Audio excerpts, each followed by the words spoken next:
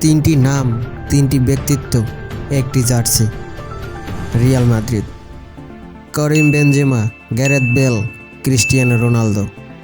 Football বিশ্ব যাদের চিনেছে এক নামেই, বিবিসি।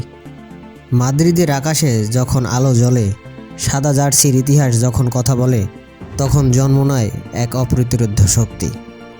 2013 সাল, গ্যারেথ বেলের আগমন। রোনালদো তখন গোল মেশিন, বেনজেমা নীরব শিল্পী। এটা শুধু একটা ফরওয়ার্ড লাইন ছিল না, এটা ছিল একে অপরের প্রতি অদ্ভুত বোঝাপড়া। রোনালদো ক্ষুধার্ত ফিনিশার, বেল গতির ঝড়, বাম পায়ের বজ্রপাত, আর বেনজেমা খেলার মস্তিষ্ক, স্পেস তৈরির কারিগর।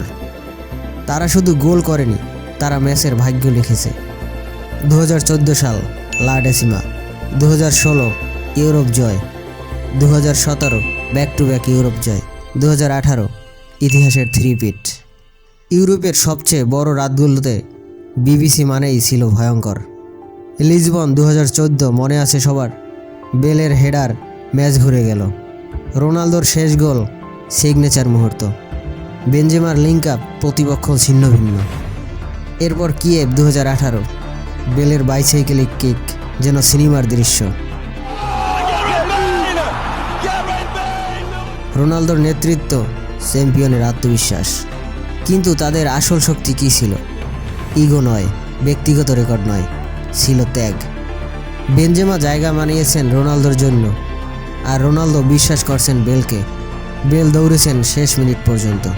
শত শত গোল, 4টি চ্যাম্পিয়ন্স লিগ, একটি স্বর্ণযুগ।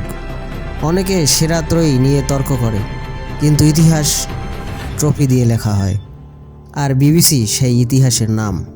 সব দল ট্রফি জেতে, কিন্তু কিছু দল যুগ সৃষ্টি করে। বিবিসি শুধু একটি ত্রয়ী নয়, এটি ছিল আধিপত্যের প্রতীক।